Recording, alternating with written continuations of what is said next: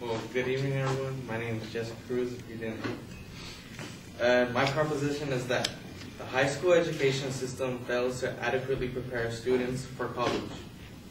And the following are my secondary claims. The state and local high school education system's curriculum lowers standards in order for their students to satisfy federal demands. Students who take only the core curriculum are not college ready, and state school systems all have different agendas.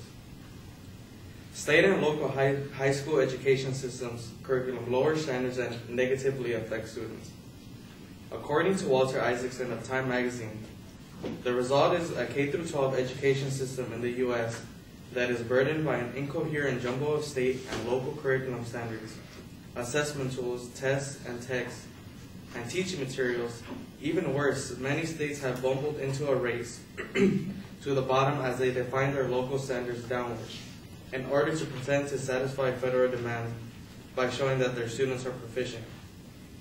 So, in other words, on how our education system works, it is not completely funded by the government and is mostly funded by states.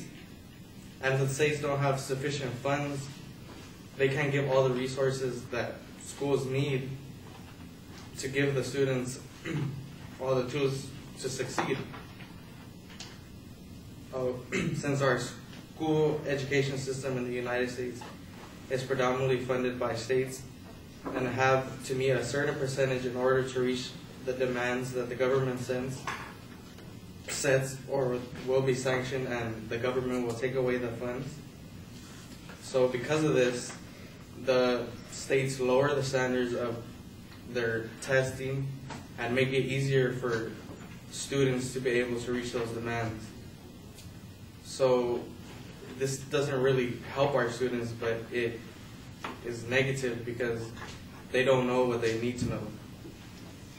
And my second is students who take the core curriculum are not college ready. As stated by Richard L. Ferguson, the ACT's Chief Executive Officer and Chairman of the Board, too often core courses in our high schools fail to teach the students the essential knowledge and skills they need to succeed in their first year college courses, such as college algebra and college biology. In other words, our high school systems need to make the curriculum more rigorous and make them more like college prep courses. But instead, the high school systems are making it easier for students to pass and not adequately preparing them to take college courses. And this is why a lot of us have to take remedial courses once we get in here because we weren't prepared. And my third is state school systems all have different agendas. As Education Secretary of the United States, Arne Duncan states, if we accomplish one thing in the coming years, it should be to eliminate the extreme variations in standards across America. He says, I know talking about standards can make people nervous, but the notion that we have 50 different goalposts is absolutely ridiculous. And it is ridiculous that our school systems are all different. And our students would benefit more if we all had a common goal in education instead of one that varies in location. So if students learn something in math or English, it is only right that they learn the same exact thing in Florida or any other state in the United States. And this is why I believe that the high school system fails to adequately prepare students for college.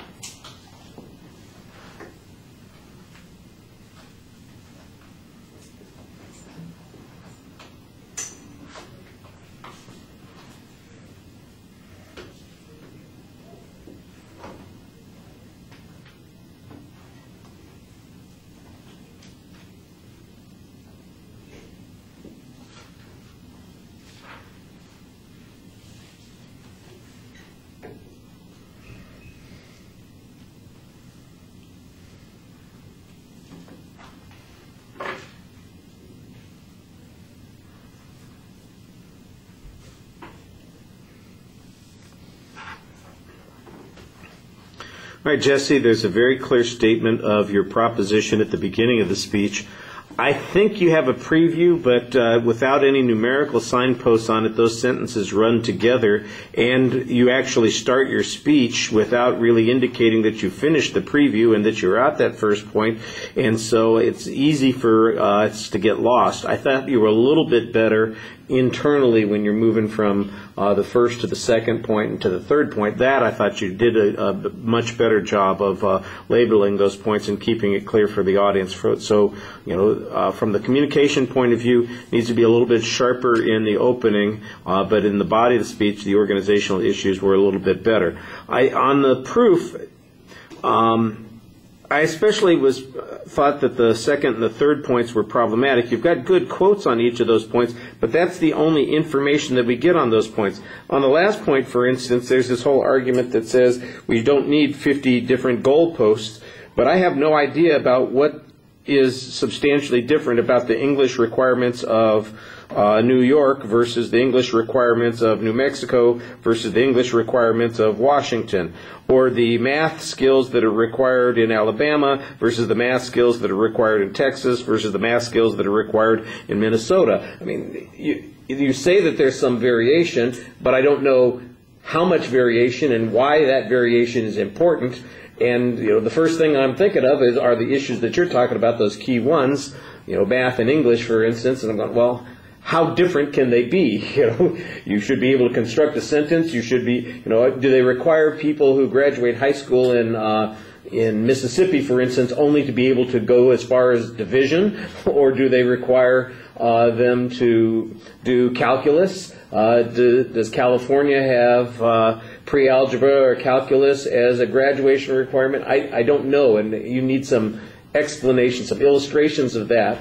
The argument that says that the states are dumbing down in order to get the federal dollars, I think that that's a good argument, but I don't have any examples of that either. I just have the claim that's being made and an explanation that says that's the case, but where is the proof on that? In fact, it seems like since they've instituted federal standards, all of the states continue to have problems meeting those federal standards. So it doesn't sound like they're dumbing down, it just sounds like people are dumber.